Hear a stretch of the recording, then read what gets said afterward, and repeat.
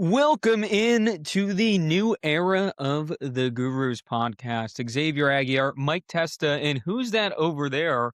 It's my former roommate, University of Oregon grad, my dear friend Theo is here with us. He's the new third member of the Gurus. So welcome in, Theo. And we're just going to get right into it today. Make sure to like, comment, subscribe. This is the start of our Survivor 50 Blitz that we're on the next few weeks. Me and Mike covered the entire season of 49. We're back better than ever with 50, more content for a bigger season. And we're adding Theo in the mix. He'll be prevalent in this coverage as well. And we're going where we started this podcast all those months ago with a draft, a Survivor 50 draft. Before we get into it, Theo, we'll start with you today.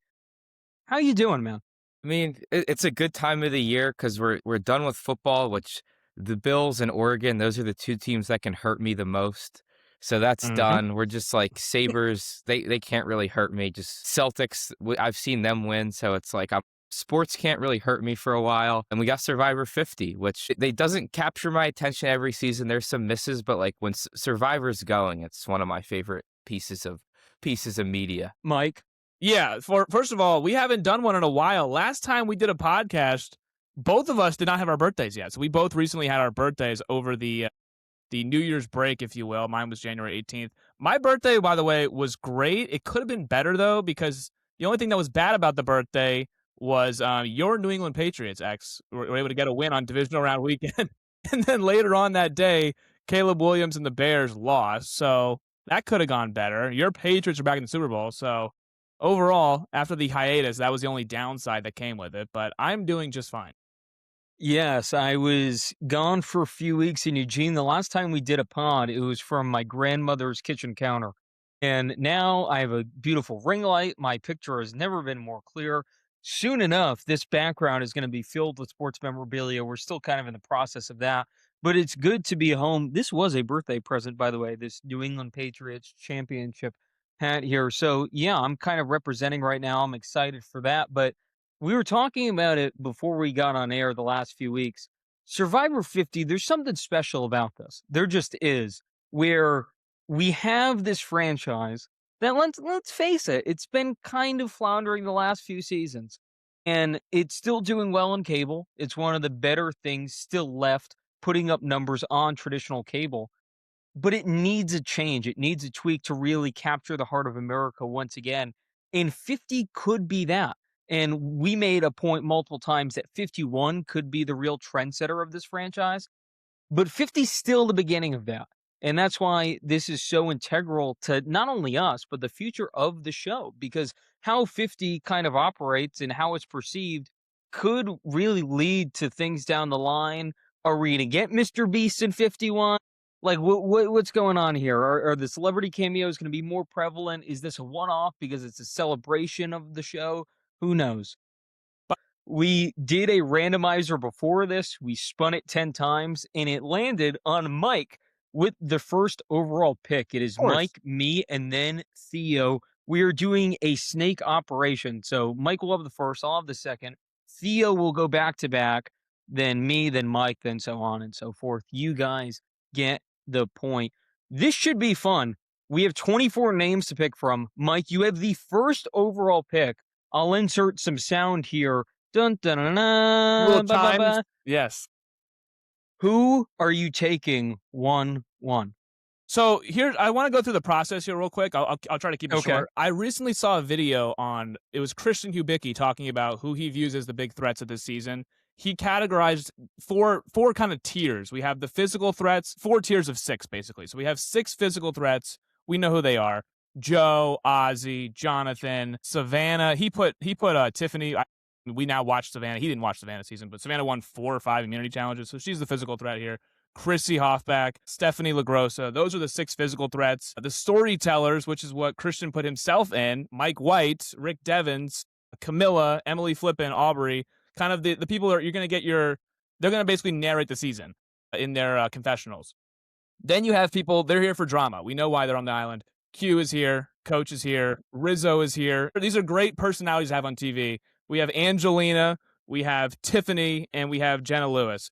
And then you have 6 quote unquote normal people. These are, according to Christian Hubicki, the normal people that are rootable and the most dangerous in the game. That is Colby Donaldson, Charlie, Kyle, who just won 48, Sari, D, and Genevieve. So according to Christian, those 6 people, you don't want them in the game when it gets later because they are the biggest, the most dangerous people in the game. And for that reason, I won't take any of those with my first pick overall. So I'm actually going to stay away from the normal people with my first overall pick. I'm going to go with Rick Devens. Rick Devens on edge of I need him on my team. I absolutely need Rick Devens on my team. He's got the perfect blend of old school, new school. He's not too recent to where people are like, oh, he's got to get out first. He's got to get out first. And he's not too old. He played in Survivor Season 38, Edge of Extinction, which was right before, obviously, Winners at War, which was Season 40. And then, obviously, now we usher in this new era of 41 to 49. I think Rick Devens is a master strategist. I think he's an underrated social player. And then as far as the physical threats, there's enough physical threats on this island where Rick Devens can go undetected for a long while. I love Rick Devens. I recently rewatched Edge of Extinction about 2 or 3 months ago. Hate the twist. I mean, he was a pre-merge boot, make no mistake about it. But with him coming back, we got to see post-merge him just dominate the game. A cast of really just not very good players. Nonetheless, that's not going to hold me back. I want Rick Devens on my team right now. I don't hate it. I wasn't expecting it, but I don't hate it. Rick was really an important narrator in his season, despite being a pre-merge boot. As you mentioned, I just finished rewatching that the other day. I think he has a good chance as someone who was on a season that maybe isn't talked about a whole lot at this point. I think some of those names are going to be prevalent in our early picks where maybe they're not on the forefront of everyone's mind. They can maybe sneak under the radar. So I like that a lot. With my second overall pick here, I'm going a different route. And I wasn't expecting to take this guy so high, but I'm going for it. I'm going with Mike White here, second overall. Damn. For 2 reasons. One, I like his tribe dynamic. So as of now, we already have the tribes laid out. CBS was kind enough to post them for everyone. So it's not exactly a spoiler. He's in the Kalo tribe right now. I'm sorry for my pronunciations throughout this video. I do believe anyway, Kalo. It probably is Kalo. Yeah, we'll go with that. Kalo sounds right. I think Mike White can really work his magic with this group of people. We have Charlie, we have Coach, we have D, we have Jonathan Young, we have Camilla, we have Tiffany. And you would think Mike White would come into this game as a prevalent social threat. But if you just look at his tribe, someone like Camilla, someone like Tiffany, they're kind of ahead of him in the pecking order. So he can kind of slide through and perhaps link up with like a Coach, link up with a Charlie, link up with a D, and try to create some sort of power vacuum to get those people out immediately. And that's what I like about someone like Mike White, who on his season, let's face it, was by far the best strategist on David versus Goliath. He dominated that season. The only reason he didn't win is because he didn't want to win. He made a reference that he would have used $1 million to fix his backyard or whatever. So I think in this kind of season, Mike White is going to try to win. He actually said on a few interviews that he regretted not going for the win, that it wasn't about the money, that he wanted the title. And I think in a newbie season with some returners, there could be some vitriol towards a guy like Mike White, who's already famous, already has the money. But in a returning season like Survivor 50, don't think that voting mechanism will be used against him in the same way. I think these people really want a proper representative for this season. If he plays the best game, I think he's going to get the victory. So that's why I'm so in on Mike White right now. Between the tribe, between his strategic elements, I really like him. The only pause I have, and we'll get to this throughout the video, is there are 3 David vs. Goliath members, which A is too many, and B usually just doesn't go to your benefit. But I think Mike is in a decent enough position that won't really hurt him that much, at least not early in the game. So I'm going Mike White with my second overall pick. Yeah, Theo, I was looking at that Kalo tribe too, and so then I think it could present an archetype, which I like, which is if there's going to be a disaster tribe in this game, I think it's going to be the Kalo tribe. Yeah, that's just my pick. But then the person that can survive off that disaster tribe and kind of be in the merge with no alliance, and they seem powerless, but then they're kind of the one that can kind of get in on all these votes and swing all these votes. And I think someone that could do a really good job of that would be Camilla. So I'm taking her early. I think she can get off of this tribe, and then post-merge, Oh, there'll be some bigger threats coming, and I think she'll be able to kind of wedge herself in and influence votes and actually, like, have a lot of say in the game without anyone really realizing she's having a lot of say in the game, so I like that archetype, so that's where I'm going. I kind of thought you were going to go Tiffany there because of the kind of she was on a disaster tribe in I believe it was Mhm. 47, right? Correct me if I'm wrong. I think it was 46 or 47. Uh, 46. 46, right? Because she was on the tribe with Q and Kenzie, Banu. It was kind of like a horrible tribe, and she was able to survive it and make a post merge run, I think, to the final six or final seven. But Camilla, obviously, similarly, is savvy and very under the radar. So if there is a tribe of big personalities, Coach is on that tribe, Mike White's on that tribe, D, then she could fly under the radar again. I think this is interesting because before we added Theo into this and had the 3 draft concept here, we were gonna do a reverse draft where we were drafting people we didn't want, and I was gonna saddle Mike with everyone I didn't want, and I actually told Mike the Really? first round pick that I would have given him Really? was Camilla, and the opposite way, the person I wanted the least. So I think this is really interesting here. My logic was being, and this could be wrong, but I think this is usually impactful. So Yeah, no that's one important. on this season could have watched 49. So the last season everyone actually was able to watch was 48, where Camilla was getting her flowers the entire time of being such a strategic monster and helping Kyle get a victory. So to me, at this point when this season is filmed, she is so fresh in everyone's mind. We always talk about how with like season 20, Heroes versus Villains, Russell was an unknown. But we also saw some of the recent people that everyone was able to watch get targeted early as well. I think that could be similar with Camilla here, but it could go the other way. They could want to work with her. So I think she's a really polarizing player where she could either make such a deep run or be one of the first runs out, and I don't really see anywhere in The other, I between. think I'm going with the Riz God here. He has a lot of things going his way, and then because you said they haven't seen 49, so Wow. he has that relationship in the game with another powerful player, Savannah, that people may not be the most aware of. And yeah, I like the tribe he's on. I think like Kyle will be a bigger threat um, on his tribe. I think he'll be able to make some relationships there, so I like him as well. So two kind of newer, more recent late runs, both lost in fire, by the way. So Theo's got fourth place finisher Camilla, fourth place finisher Rizzo, both who were maybe an inch away from winning the $1 million. I don't hate that pick. I like the unknown of Rizzo a lot more than the unknown of, or more than the known of Camilla, because again, they haven't seen Rizzo's season. But you do know that these players are almost so savvy. It's like, well, they're here for a reason. So I do think Rizzo has a target on his back because he's such a recent. I mean, he just got there in 49, and you heard Coach say it too. He's like, I knew nothing about Russell Hantz when he was on Heroes versus Villains. I said, I even asked him, why are you on the Villains tribe? And Russell like made up a fib of something. He fought somebody at tribal council. But everybody knows that Rizzo's on this tribe on this season for a reason. So he's got a target on his back. But I do like the unknown that the rest of the cast does not know how he plays. That is a legitimate argument. Yeah, when I was watching some of the preseason interviews that various outlets like Entertainment Weekly and all that do, there was some buzz about Rizzo perhaps being a challenge beast, which couldn't be further from the truth. No. Whereas I think Savannah, this could hurt her that they haven't seen her because word's going to get out eventually that she won, right? So that's going to be a detriment to her game. Rizzo on the other side, they'll find out very quickly he is not a challenge beast. He doesn't really come off as a strategic guy either. So I think maybe they'll start underestimating him rather quickly as kind of like an entertainment piece to this season. So I really like that. He was actually my next pick, and I'm on the board here. So I'm scrambling a bit. Mm. And I'm going to go for someone who I don't personally value, but the more I've thought about it, the more I've looked at this board, I have to admit that I think he has a deep run in him. And that is Joe from season 48. You're not picking I Joe. am, and Mike knows I did not like Joe whatsoever on season 48. Hated how he played the game. I didn't like anything about him besides the fact he was a good guy. But here's why I'm picking him. And it's really simple.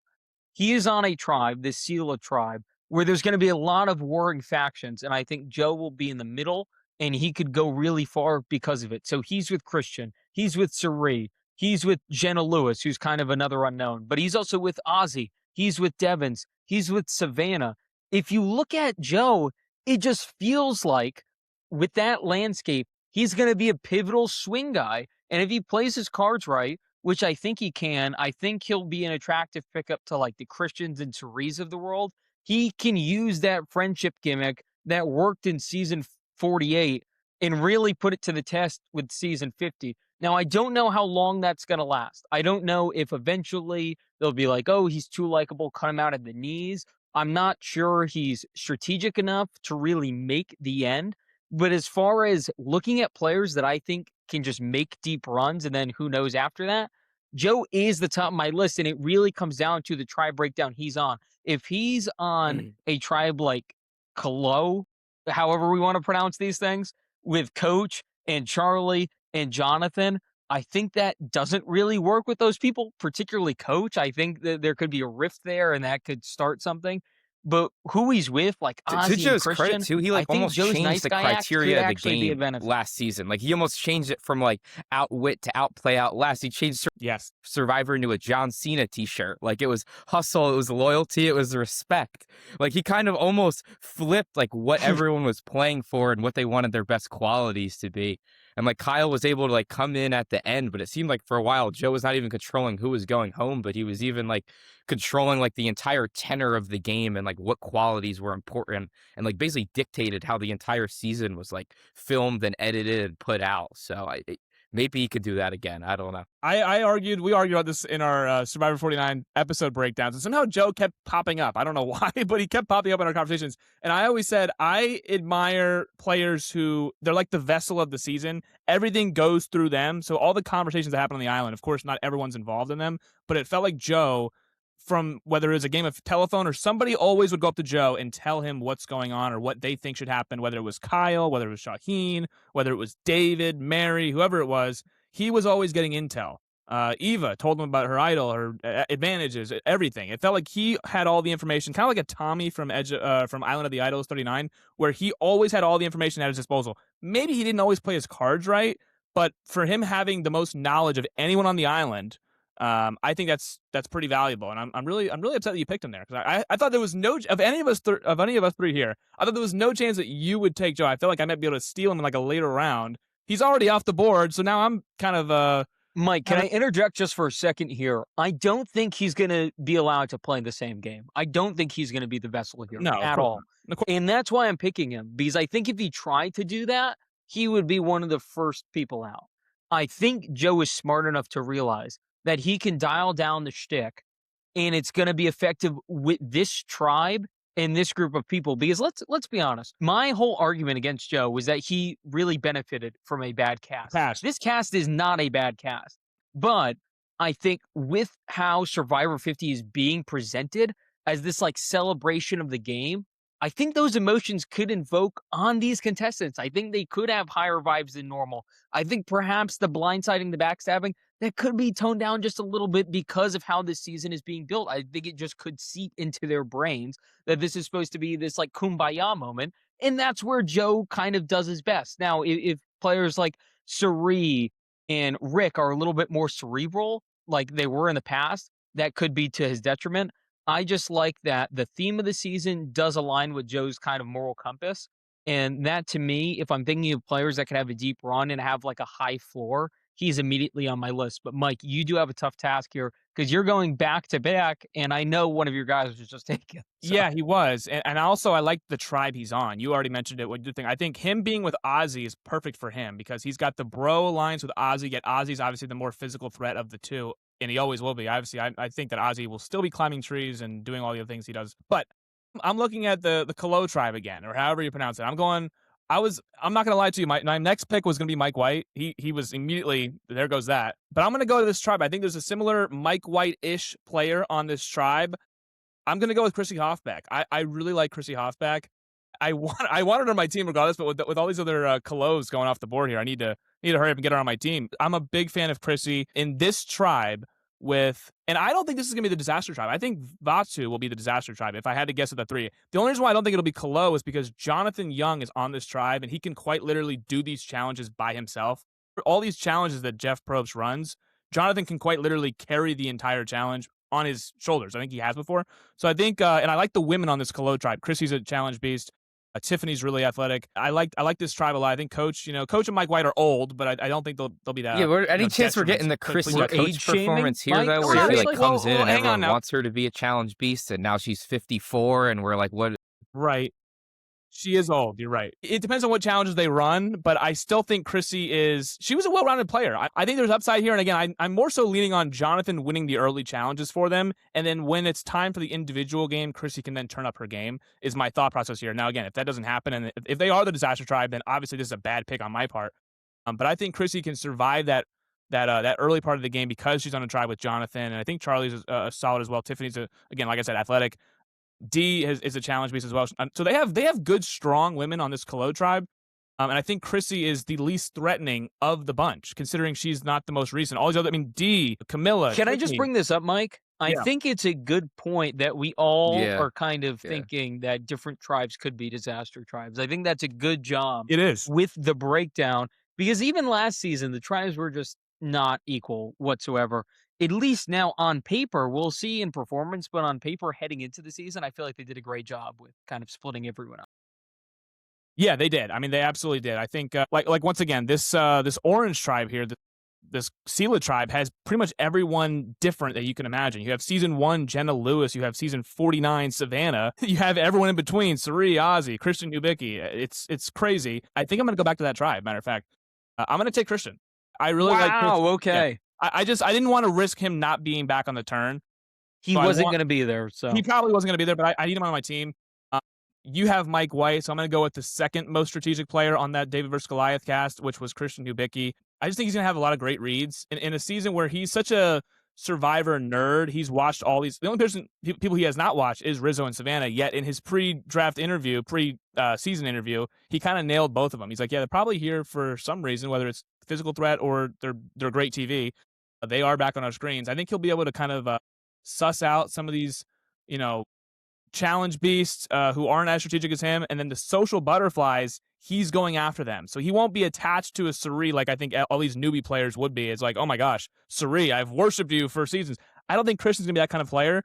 I don't think he'll buddy up to. I don't think he'll fall for the the same trap that all these players who've gotten their recall have gotten people to do. So I think Christian is a guy that, again, maybe not the best challenge competitor, but he won an endurance comp of over 5.5 hours against Alec.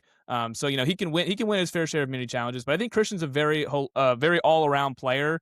And again, and a lot of some of these guys are winners. I don't want to take winners again. I think Christian was he was a Final 7 boot. Coming back, not a very recent season. I mean, 37, we feel like it's recent, but that was 13 seasons ago at this point. So there's a lot of 41 to 49 people here. So I'm gonna go with Christian Hubicki. And my thing with Christian is, in my opinion, he's one of the best like pure survivor players that there's ever been. I think his reads were unbelievable. And his downfall was kind of a lack of self-awareness of how likable he was, Yeah, which yeah. I think for as far as downfalls go, that's okay. Like if I'm looking at how you get out, if you're getting out because you were just too good at the They liked game him and you too were too much. likable, Yeah. and you didn't even understand that you were that likable, I'm okay with that. Like, as But the far as gl self-awareness goes, that's fine in my book. And I think this time maybe he'll have a little bit more of a guard up. He'll understand that perhaps his threat level is growing exponentially, which he didn't his first time around. So I liked him. He was my next pick, and I'm going to keep saying that because we have similar lines of thought here. And I'm going to go off the board Okay. a little bit now because I think Vatu actually is the disaster tribe. I agree with that analysis. And it's partly because of the woman on Vatu. I don't think they're necessarily physical enough. If we have physical challenges early, which we've tended to have the last few seasons, Right. I don't know how they're going to shape up. And I'm going with someone I think could survive that, and that's Genevieve. Because when I look at this tribe makeup, Aubrey just simply didn't really perform up to my standards the last 2 times she was on the show, but I think she still has that cachet of being such a strategic threat that could be a problem early for her. Angeline is a wild card, but she is kind of a loudmouth at the same time, so that could Yeah. get under people's skins initially. We have Kyle, a former winner. We have Q, who is very eccentric, very charismatic, along as Rizzo. So I think for Genevieve, if you look at the kind of personality makeup of her tribe, she's under the radar, she's quiet, She can game with anyone. She can kind of talk to anyone. Remember on her season, just the likes of characters she was talking to. Like Rome was her day one, and then she slowly transitioned to someone like Sam and Andy. So she can really play with whoever. She's very flexible in that manner. And sure, she was regarded as a uh, you know, mental threat not that long ago because she was the second most recent season that these players have seen.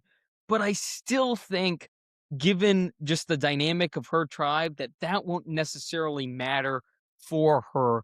And I like the way she can maybe manipulate going down the road as well. I like these strategic threats on these returning seasons. I think you really need next level strategy because let's face it, survivors lack that in recent seasons. Yes. And when I see someone like Genevieve, she's kind of a throwback player. I think she can ingratiate herself with those kind of older players in this cast. So for all those reasons, I'm taking my girl. Yeah, I really like Genevieve. I was gonna take her with of the women I was looking at, I was like, okay, I'm high on Genevieve. And again, I do think with that tribe though, the women on that tribe aren't. I mean, Angelina was on a disaster tribe herself. Q was on a disaster tribe himself. I mean, you would think from a former football player, he would be better at the challenges, but he really kind of was struggling in the early portion of it. Stephanie hasn't played Survivor since Heroes Villains, so I don't know what her shape is, and I know she was a really good competitor. Aubrey was never, the most or at least in the early stages of the challenge, Aubrey was not. That was not really what she was known for. And then Colby was just. We'll get into him later, but he was really bad at challenges when we last saw him, and now he's 10, 15 years older. So if that's gonna be. I think Genevieve of those 8 though could absolutely sneak under the radar. Theo, you're back with 2 here, and a lot of high-end Yeah, people are off the board, but I I definitely think wanted there's to leave plenty this of draft with value one of left. the There's some value. gamers from the Sela tribe, which they're starting to go. So I'm just gonna take Sari here. Mm. Yeah, I mean, you've I knew seen it. like the I knew it. I the knew I it. love younger it. I love Survivor it. players are Yep. just obsessed with her. Like I don't see them voting her out. Um, yeah, I Yeah. wanted a gamer on from this tribe. I think her winning Survivor 50 is possibly the best story that they could put out this year. So if you're into that, I like that angle of it. So that's where I'm. Easily. Theo, can we stick with her for a second? Because I think this is important as well. She's been in the public conscious despite not being on Survivor in quite a long time. She was on Big Brother, which is obviously a major CBS entity. She was on the Australian versus the World Survivor edition as well, that really blew up on like Twitter and YouTube and stuff that people were really into. So when I think of all the players that have played this game like 3, 4 times, I think Suri is the most upside because of, as you mentioned, how well liked she is. And part of that is because she's remained in the forefront. We haven't seen someone like Stephanie in years and years. She's kind of out of the public conscious as well as Ozzy. They do the interviews, they make the circuits and whatnot, but they're not on the forefront of our minds. Whereas on the flip side, Suri is. So I really liked her as like, yes, she's played a ton of times, but there's still this kind of love for her that maybe doesn't necessarily exist with some of these other players in the same way. So I really like that. Yeah, by the way, another thing with Stephanie and Suri was on the Traders season 1 and won. That And she As a too. trader. Yes, I failed to mention that. Yeah. And Yes. Stephanie was on the Traders that season, but you probably don't remember because she was out early. So again, Suri's kind of bodying Stephanie in every show they've been on together. They were also on Heroes versus Villains together. Stephanie was out first. So we know Suri more because she's lasting longer in the shows that she's on, like always. Even Big Brother, when she's the only person on that season of Big Brother. It's like, oh yeah, Suri's been on another show on CBS. Everybody knew who Suri was, and she still, I believe, made like Final Five. So I mean, she's just really good at connecting with people. She's a social butterfly. She is the My next best pick too. social I think player I'm I've ever going seen in the history social of the show. butterfly again. It's another new player. I'm going to take Kyle here. I know his threat level is going to be massive, but I just think he's so good. And the one thing he was able to do on his season, he was kind of able to relate and have like real interpersonal conversations with every person on the cast, which I think is going to be super valuable on this season. So even though I think he's probably going to get there. He's going to be a big threat, but I think he's so good that if anyone's going to be able to navigate it, it's Kyle. So with my 4th pick, I'll take someone that I think is one of the best players on this season. I think Kyle's great. I think he's one of the more all-around players we've had in recent memory. For that reason, for him being the most recent winner, I mean, Savannah's the most recent winner, but they don't know that she won per se. Maybe there's rumors there, but I mean, Kyle had the It'll come out, but he's the yeah. most recent winner that people have seen Like, with they've their seen own his eyes. game, and he was really, and there's really not a lot of he's not I don't think there's any flaws in his game really, which is gonna be threatening to these people who have played before, but I still think that there's so many threats on this season to where it's not like, oh, Kyle's the Yeah. painfully obvious threat of the season. It's like there's everyone here's a threat for one reason or another, whether it's their social skills, their physical ability, their strategic mind. Kyle, I think, has all of it, which means you can't really put him Because into the one one thing he was box, getting but he's critiqued also for the was most waiting threatening too because you can't long put to him into make one his box. move. Like, they were like, "You gotta take the shot. You gotta take the shot." And then it turned out he waited the perfect amount of time to take his shot, so Exactly. Yeah. Yeah, and I remember I was a critic of him as well for that exact reason, and I was wrong. He didn't need to. He did exactly what he had to do. I think my hesitation with Kyle is they do have the most recent tape on him. So as far as the winners are concerned, I think he's the best of the bunch as far as like what he can do all around gameplay. But I am worried because he will be in the conscious of all of these players having just watched him previously. Well, And I I'm think back up and well, I'm a yeah, little real quick yeah, before yeah. you pick here, it's yeah. interesting. I just noticed this that Theo has Camilla and Kyle on his team. So I like this almost like a hedging your bets thing on. Well, one of them is probably going to get out of this early carnage of oh, they played together. It's like, oh, they played together. Sari Ozzy played together. Savannah Rizzo played together, and then Camilla Kyle played together. So I like that you have both of them on your team. Almost like, okay, well, one of them is going to be able to navigate their way through here. Yeah, and that's not a bad shout at all. I like that strategy if you're gonna take both of them because they were such a good unit. I think it's wise for them to immediately say, like, yeah, we haven't talked since then. Like, yeah, we were good on the show, but we haven't really talked. It's Like, old news. we've found connection on the island, but beyond that, we're good. And I think if they can distance themselves properly, it's always harder to do. But if they can, I think one of them can go far. But Mike, it's simply been too long, I know where you're going. and it's my guy. I gotta take him. And Theo, you'll be alerted to this now. I'm taking Coach, who is like my favorite TV character probably of all time. I absolutely adore this man. I just think he's perfect television. I think he's hilarious.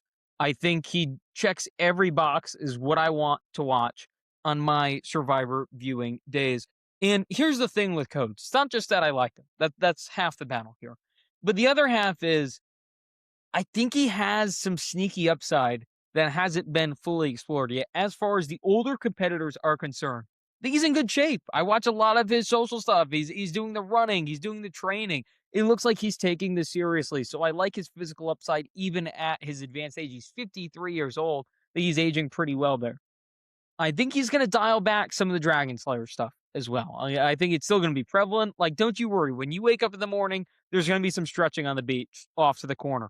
But I think he's going to tone it down just a tad and try to maneuver what he's been doing in the past, which is, let's Yeah. kind of say how it is, kind of cult leaderish in a way, like kind of like, come with me. I'm the wise man. Everyone follow my line of thinking. I think those traits can work with people like Mike White and Charlie and Jonathan, who they won't take it seriously, but I think they could at least think of Coach as a means to an end and keep him around and see the value in him on the tribe as a social thinker.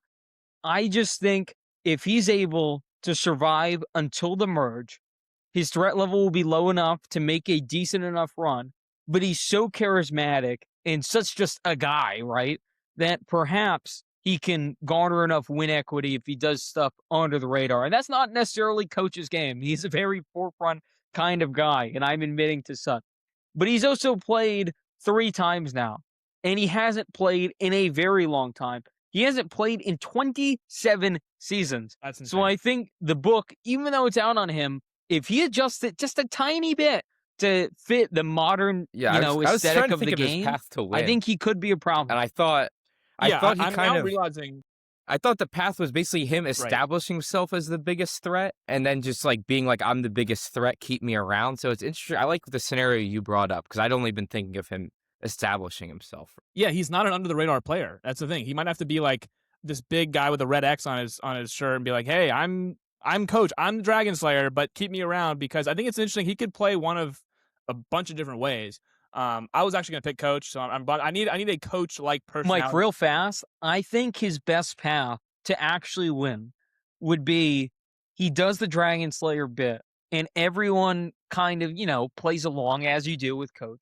But then it gets to a point where coach's opinion kind of is validated. And that's what we kind of saw the last season coach Yeah, was on, South Pacific. where he is kind of a joke, but at some point, he's not really the joke anymore. He kind of is He's controlling stuff, running and you don't everything. even necessarily realize it because you think of him as this kind of comedic, figure that he is.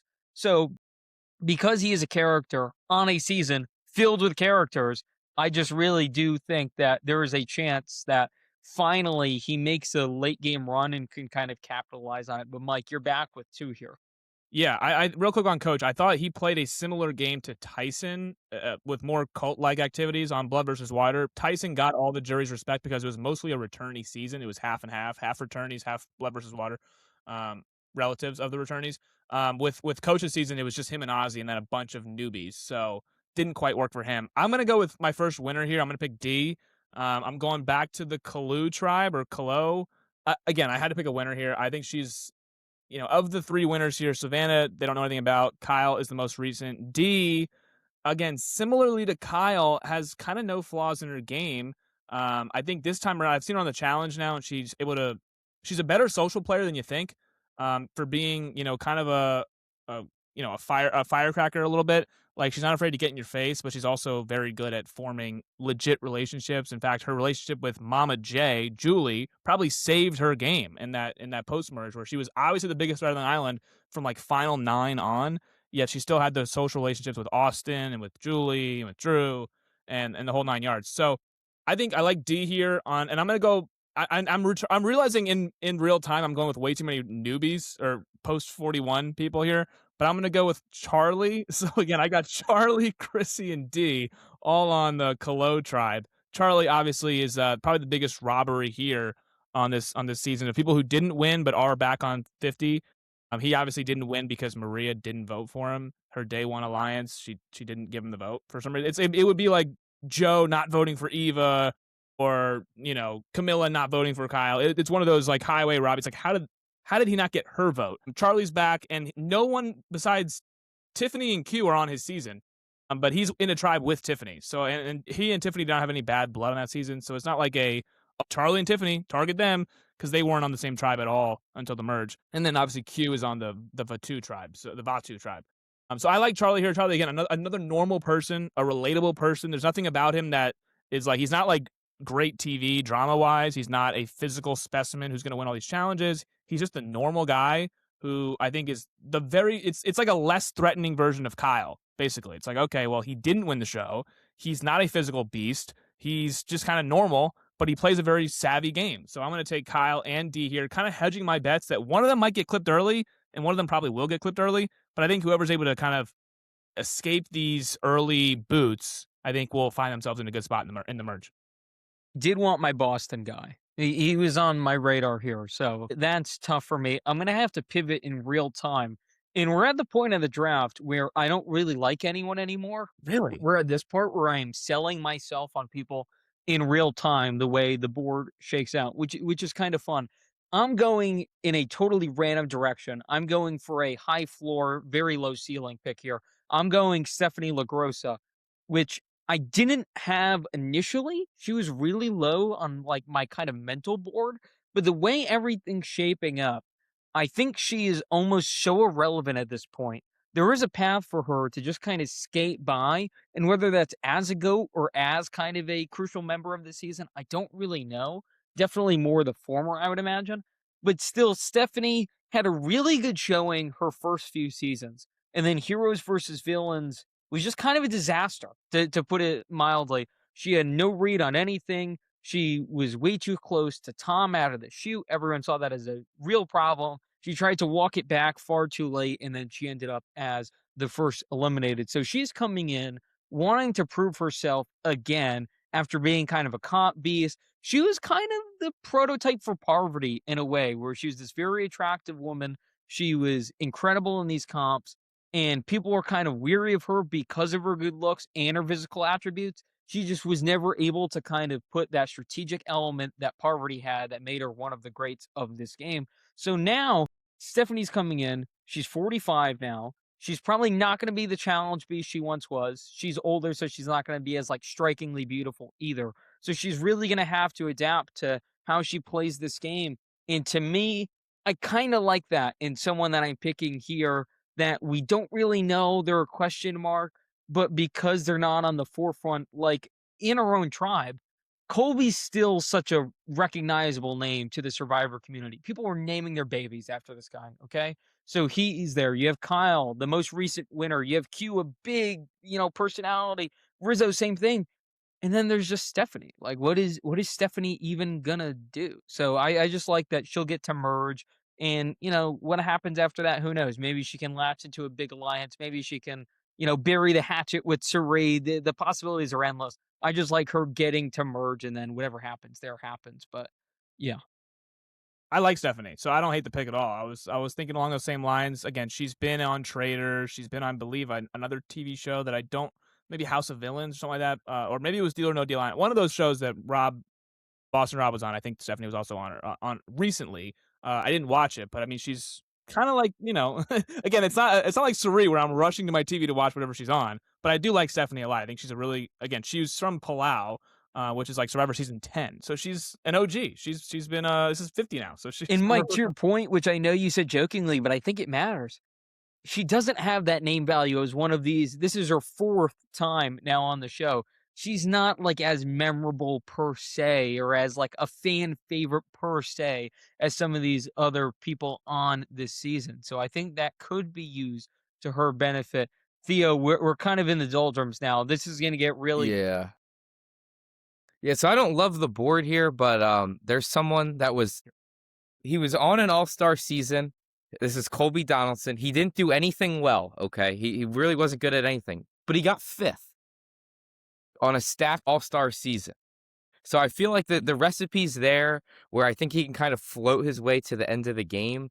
And then if he gets there, I feel like he is competent enough. Like maybe he steals a challenge in Final 6 or Final 5. Maybe he gets it together strategically and gets something done. So I'll just take the value there. I could see him making a deep run in the game.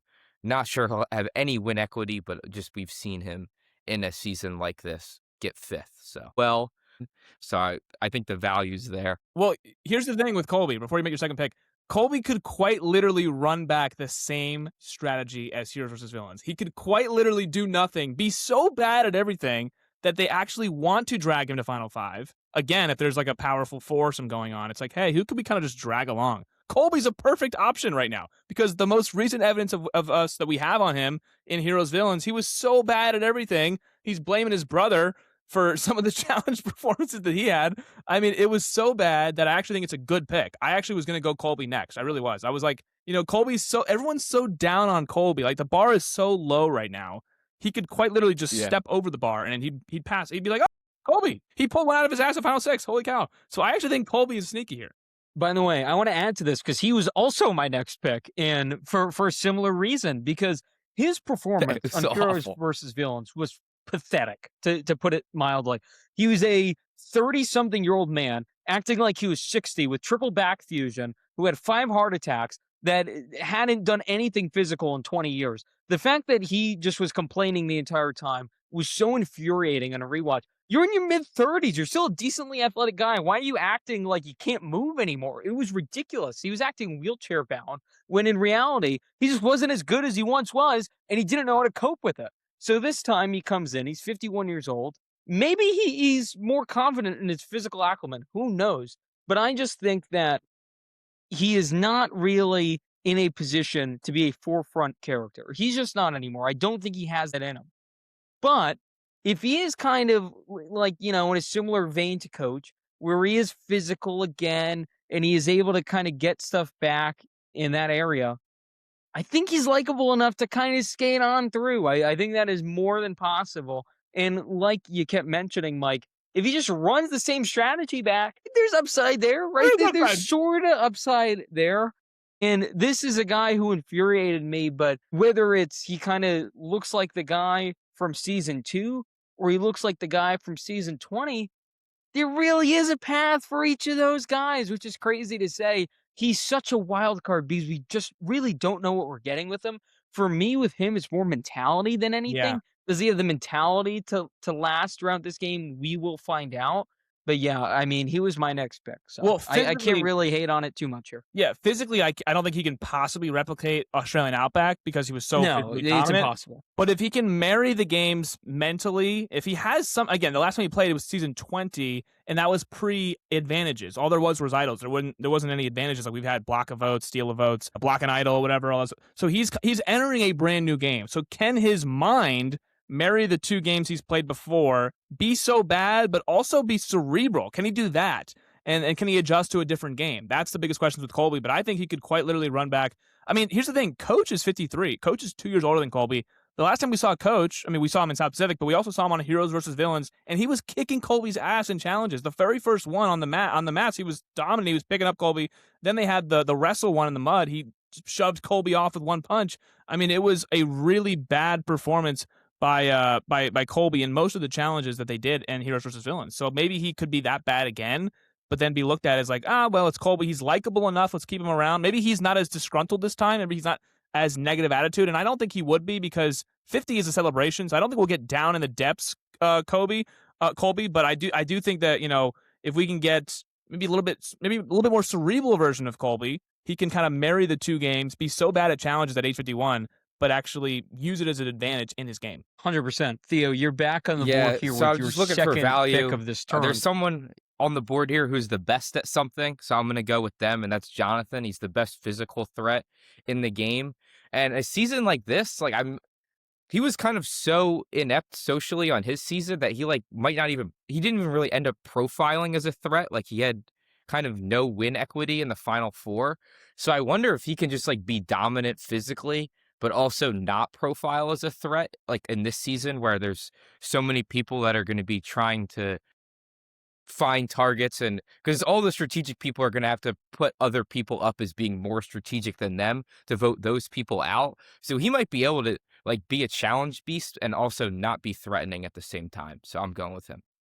He might be able to dodge some bullets from the strategists who are targeting other strategists. He might be able to be like this big, elephant in the room kind of target, but it's be like, does he really have any win equity? Can he really win? I mean, he'd have to win 7 straight challenges. The only thing I would say with Jonathan is, can he marry winning challenges with also controlling, conversations and steering the vote in direction? Because if he has actual pull in the game, which he didn't really have as much as you would think for a guy who was so dominant in challenges, he didn't have that much pull as far as control. I think Mike actually had more pull than him, and Marianne did. So when you look at Final Four, it's does he have a winning combination? Probably didn't, even though he was so much physically the most dominant player on that season and of the new era, really. I don't think you can just rely on that. He has to adjust his game a little bit and turn that into, okay, I have the necklace. Can I actually use it to, gain favor? Those are all things if he does do, if he's in Final Tribal. If you start out at the floor in Survivor and you get marginally better at something, you could turn it into this great speech at Final Tribal if you end up there. 100%. Yeah, and I think my thing with Jonathan is, could he do something I've wanted someone to do forever?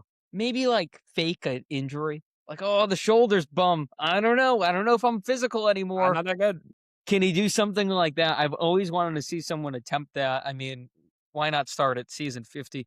And Mike, I hate to do this to you because I'm back up here. I'm running out of folks, so I'm taking Ozzy. One of the more tenured people on this cast.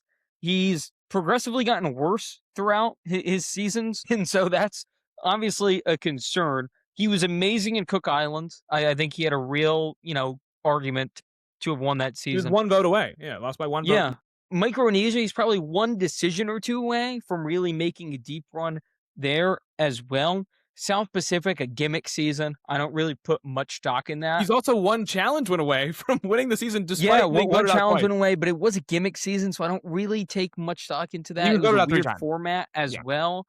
And then Game Changers, he was kind of just there, but he was still physically Ozzy at that point. And me and Mike have disagreed. I don't think Ozzy is going to be the physical competitor that we've seen in the past, which is, Mount Rushmore Survivor competitor with these challenges. I don't think he's that guy anymore. And I don't think that's crazy to say. He's 43 years old, which honestly, looking at the breakdown of this season, not that old in comparison. But regardless, he looks old. I think for Ozzy, what I need from him, and I've heard him talk in a few interviews, okay? he's a little self-aware how inept he's been socially. He has been one of the, if not the worst, as far as like tenured players, just understanding the moment and when to strike. His timing has been brutal throughout his 4 appearances. He understands that. So, did he learn something from his 4 appearances from watching in recent seasons? I would like to think maybe, and maybe there's a different strategy because with Ozzy, he's been kind of running back the same thing over and over again, and it hasn't worked. Now, granted, he's almost won the game twice. Okay, so there is that element to He's it. So gotten close. clearly something's working, but he's also been kind of taken to the woodshed twice as well. So we've seen both sides of this spectrum. I don't love the try breakdown for him. I think he comes out immediately as a bigger threat compared to like Joe, who's more down to earth, Rick, who isn't really physical like that, Christian, one of the nicest guys here. And then the rift with Suri, how will that impact him? Because we've seen them just do battle over and over again as well. I'm just taking the fact that maybe he learned something. Maybe he strikes up an Yeah. unlikely alliance with Suri. I could totally see that as some of the only older players on their tribe. I just, at this point, you're talking yourself into something. I somehow, against all odds, just talked myself into Ozzy. Yeah, Ozzy well, I was just say Ozzy was a background character in Game Changers, and Suri was on that season, and they still had some feud there.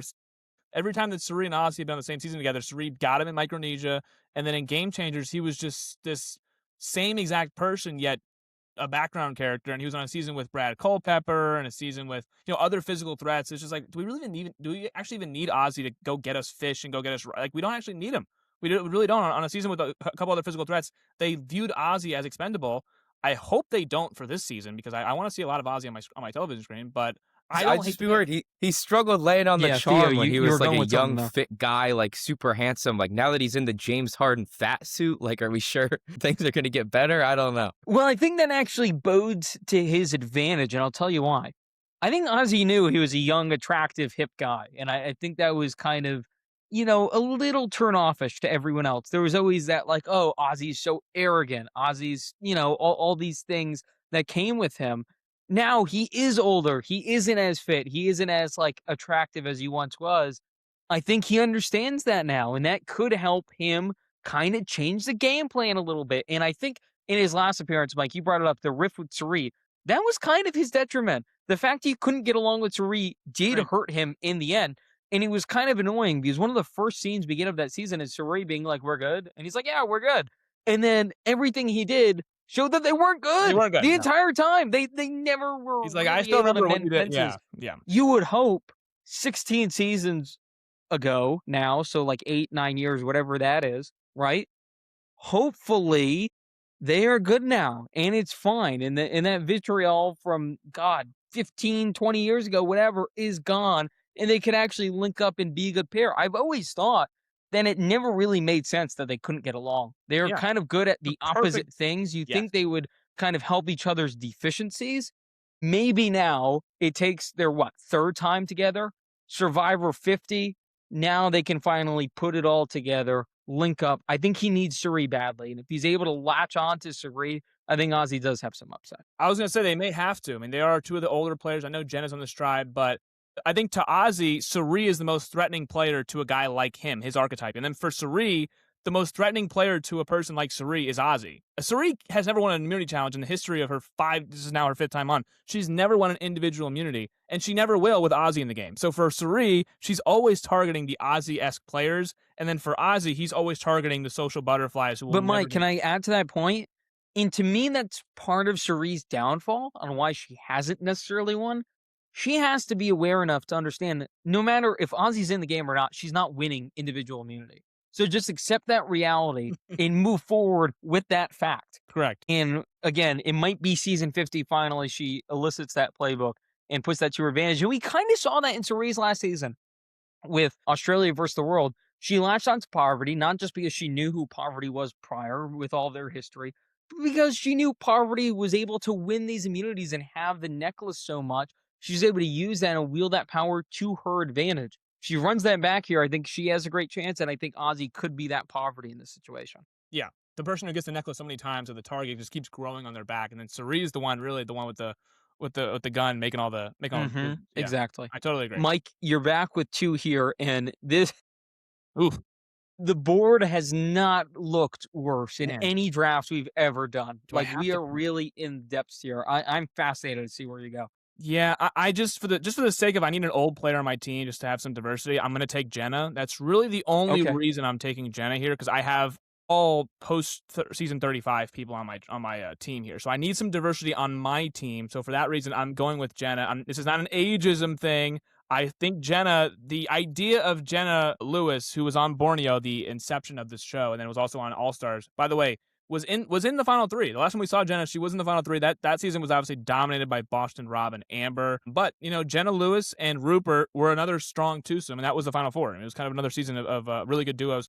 Um, I like Jenna, and I've seen a lot of, and this is not, I don't have any information, but I've seen a lot of Jenna posting online with Joe, posting online with Ozzy. Obviously, they're all in the same tribe here. Maybe that's a threesome. I don't know. Maybe she wants to hook up with the two beefy guys of Joe and Ozzy. You can kind of, I have no idea, but I think if Jenna, I don't know what Yes, her the 2 card. beefy guys in Jenna are gonna run the season. I'm looking at the orange tribe here. I shouldn't say orange. It's Sela.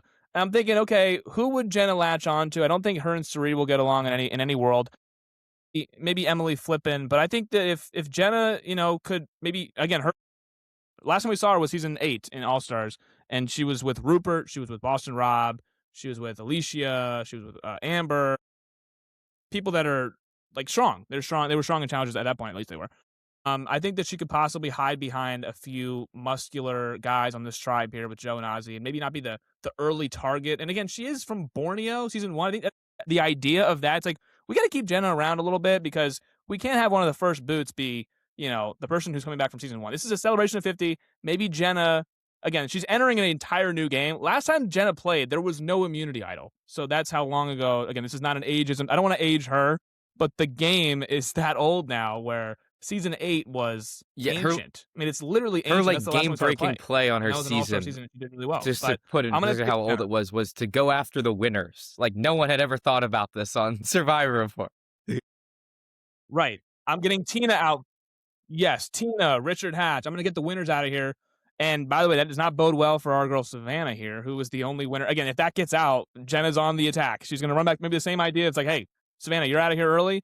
If there's a tribe swap and Kyle gets on there or D gets on there, you're out of here. So she knows that those two people won, obviously. So after Jenna, do I have to pick here? I mean, is there like, oh man, It is rough, guys, and I'm gonna take Tiffany just okay. because. Yeah, I'm gonna take Tiffany, who is on the Kalo tribe. Could be a person that just mingles well with, there's a lot of interesting people on this tribe. This is maybe the most. I'm actually fascinated. I hope these are 2-hour episodes so that I get an hour of this Kalo tribe. I want to see Charlie. I want to see Coach. I want to see D. Mike White is like I want to see like an hour of Mike White just by himself. But Tiffany is, maybe of all the personalities in this tribe, I think Tiffany can kind of play chameleon and kind of shapeshift whichever conversation is ongoing. She can kind of walk into any conversation and maybe, get some intel. Maybe she's not the person getting all the intel. Maybe she's not the people that maybe they're not going up to Tiffany and telling her things. So I think Tiffany can go up to these groups and kind of know what's going on in these voting blocks. I think Tiffany's going to be used as like an extra number. It's like, hey, Tiffany, will you vote for us? Will you be a number for us? I think that she won't be the one that they're going for initially. She can maybe dodge some bullets, be a vote, string some people along, and maybe find herself with a maybe a high floor or not. She's not a high ceiling. I don't think she can win the game, but I think she can absolutely make a run and go pretty far. So at this point we're looking for high floor people and not people who be voted out first. And I'm gonna take Tiffany. So I think she'll avoid the early blow.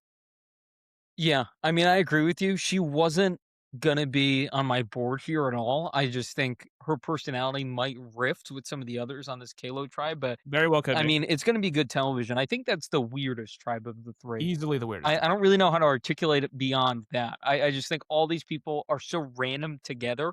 I have no idea how it's gonna work as a Can you collective. imagine Jonathan and Tiffany talking in the jungle? I can't. I I can't mean, really see can that you happening. even imagine, like, even though these guys played somewhat similar times, not really, but kind of, like Mike and Coach, like what? What timeline is that? And will Coach get a cameo in White Lotus? God, I hope so. I would love that. I'm going with someone who, if we did this reverse draft where I was picking players I didn't want, she would have went incredibly high.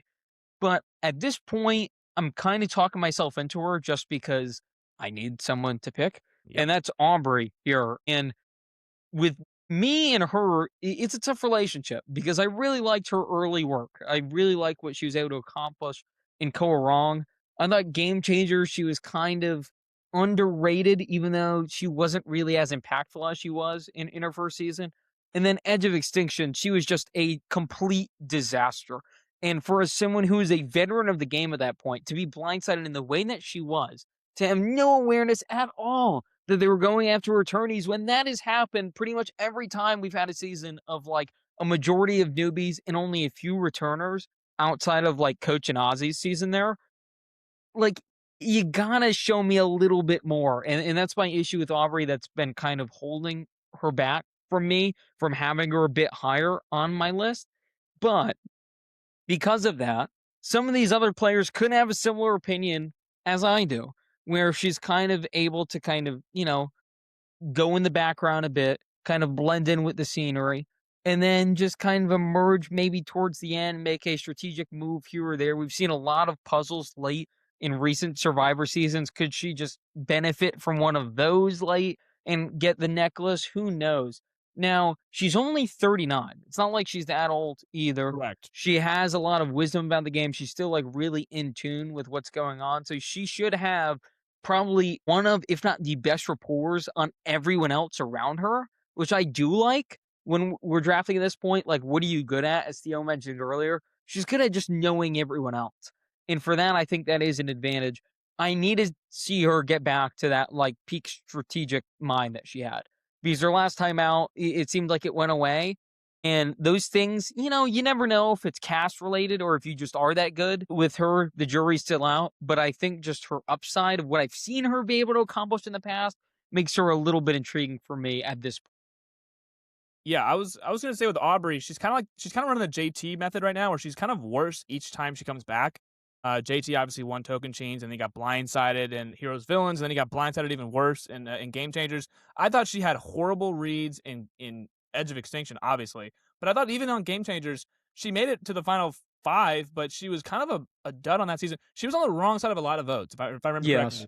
I thought, even the Tony vote, the Tony blindside earlier, she's on the wrong side of the JT blindside, where it was Michaela, and then they kept leaving Aubrey out of the loop. Nobody wanted Aubrey in on their plans. It was like she's She like was the kind threat. of obsessed with putting her imprint on the game, but because of that, she was flip-flopping all the time because she was so desperate to do something, and that just hurt her in the long run.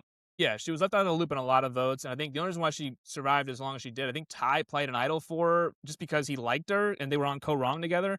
But Sari was kind of playing her like a fiddle. I mean, there was some like Aubrey in Co Wrong was a strategic threat, and then since then she's like kind of been on the wrong side of a lot of these strategic developments in the seasons. If she can get that back, where there's a lot of strategists on the season, maybe she's not looked at as like a huge perceived strategic threat anymore because of how she did in the last two times she's been out there. Maybe she'll have some success. It's funny though, she's on the same tribe as Q, who has still not been drafted yet.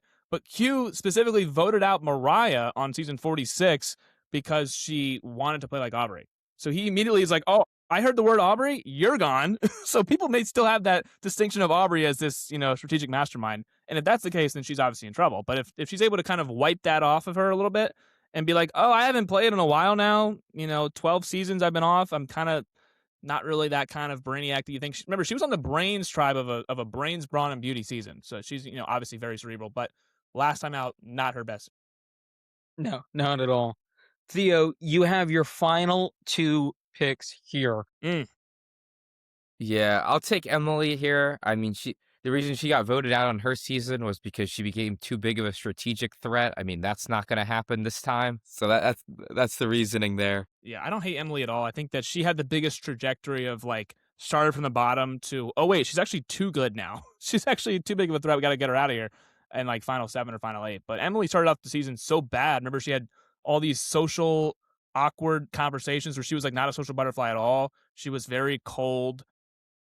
Her and Genevieve had the two biggest arcs of like where they started out their seasons. Like they were portrayed as this like, you can't really talk to them. And then at the end of it, I know Genevieve was like, "Well, I'm starting to kinda open up a little bit." Emily was like the transformer of the season. She started out so bad, and then she ended up being in a powerful position and got blindsided, but I don't hate the pick with Emily here. I think she was honestly undervalued from us. As far as a tribe perspective, Sela here, if you look at the woman, Suri really forward, like, Mhm. everyone knows Suri's game plan at this point. Savannah's unknown. Jenna Lewis, kind of like this historic figure that people remember from the past and like hold in high regard. So that could be detrimental to her.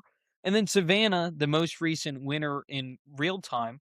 So then there's Emily. Maybe if she's able to maneuver out of this, like there's no reason why she can't forge something with maybe like a Joe and Ozzy, whatever, and kind of position herself nicely for the merge. So I like that pick quite a bit. I think she was undervalued by it. Probably the least volatile of the women on that tribe. I mean, Jenna's Yes. unknown for having not played in 20 plus years. Suri having probably the biggest target on her back of any non-winner here. And then Savannah being the literal unknown of like, wait, she just won possibly, and we don't know why she won because we don't know what she's good at. I think all those unknowns could actually help Emily of the women on this tribe. Yeah, I think we Theo, drafted you have well. one I feel more like here. What do you got? the last three Boy. people, one of them is going to be one of the first person sent home. If I had to guess, just most upside left, Right. I'd take Savannah. I mean, she's won a season. I think she's I thought I was stealing her. Yeah. See, I was like, there's Yeah. no way Savannah's gonna be the last pick, so most one of you two are upside. getting her. Yeah, I thought I was stealing her. Yeah, I'm with you there. Savannah, not at this point in the draft. It's like, okay, well, I mean, if she runs back the same exact game, she quite literally could win again. So it's Yeah, not and I like, think with Savannah, there's a path. It's really specific though, and I think it's her only path. And I want to lay this out real fast.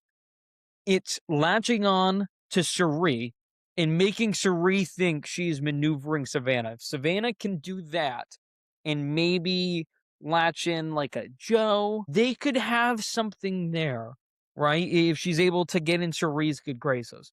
I'm afraid that's not going to happen. Yeah. I'm afraid Suri is going to try to sniff play that her like out a quickly. fiddle Yeah. and probably will be able to do so. But if there's some way where Suri's like, you know what, I actually want to be friends with this winner because she'll be the target. I'll kind Harmony. of skate behind her. Yes, that strategy. I think that could work. But I mean, we'll see. By the way, with the two people left, I'm comfortable with whoever I get. I'm gonna sell myself on either one of these two. I will, trust me. I want to know who you take, but I actually there's Q and Angelina, if my math is right here.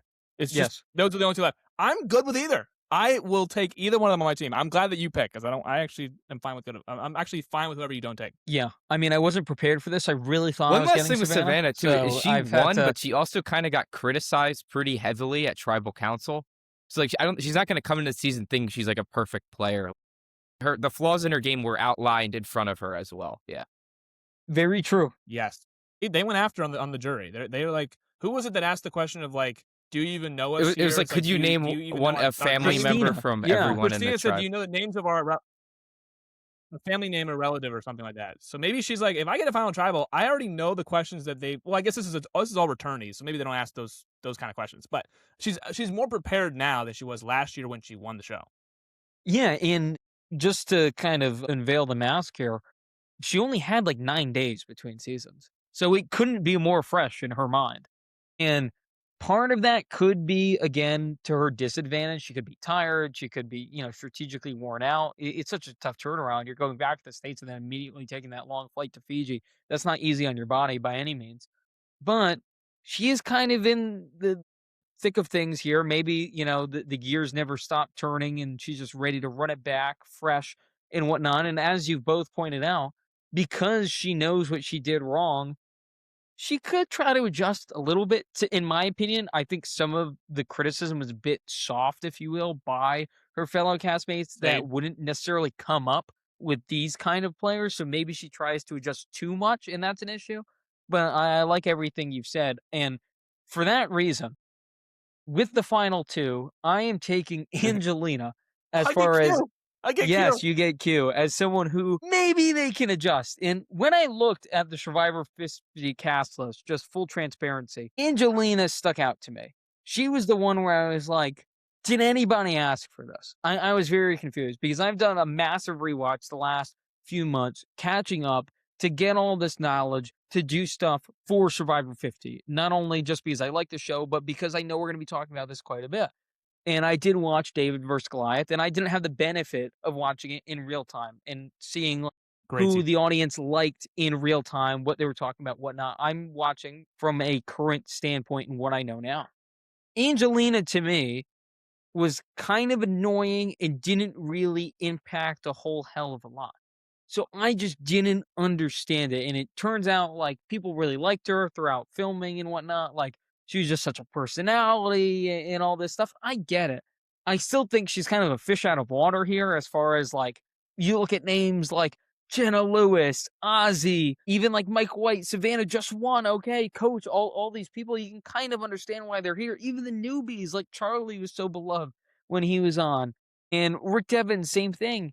Angelina, I just don't think is up to that level. And if I'm debating her and Q, Q is such a freaking loudmouth. I don't understand how he could possibly make it throughout a returnee season where people are just going to be annoyed by his existence.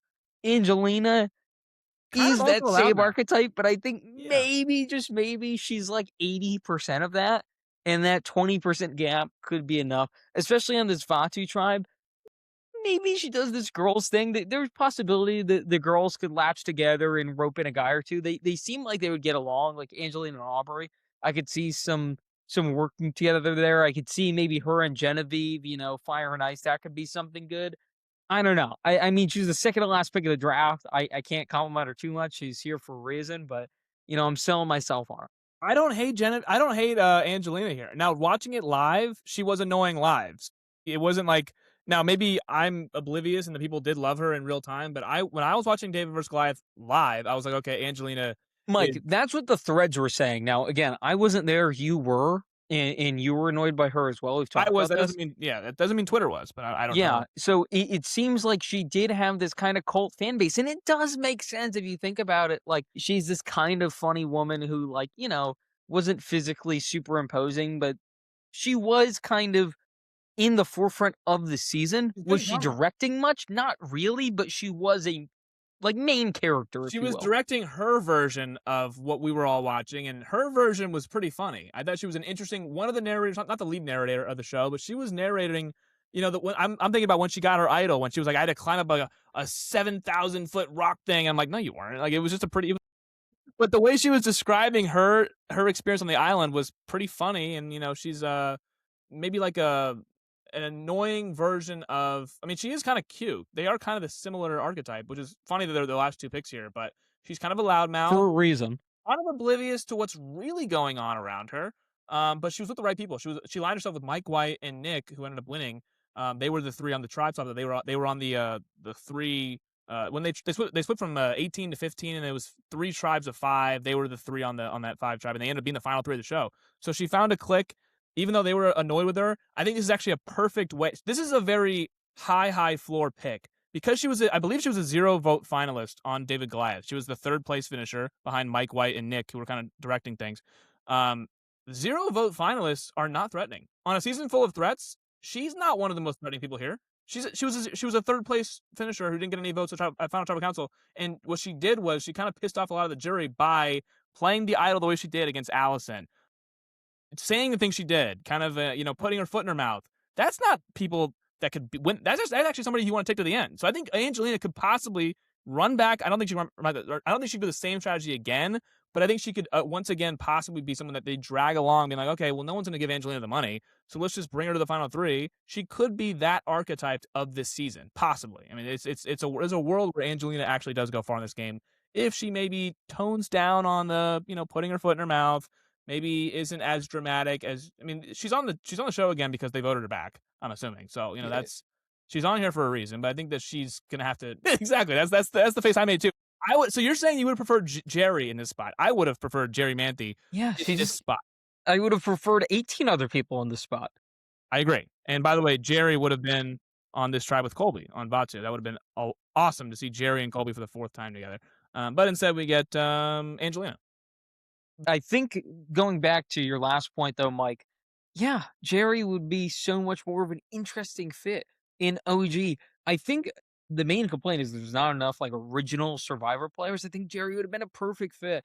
And Yeah, of again, maybe preseason there's not 40. enough like relevant comp people here either, which could be a concern. Yeah, Jerry, that makes it worse, but it's not like Angelina's taking that crown either. So No, that could have been an easy flip. But I'm thinking of some other people I thought of, like, could we have got, like, James, for example? What's he up to? Could we have gotten him back with, like, Suri and Ozzy again? I That would wanted have been Amanda. fun.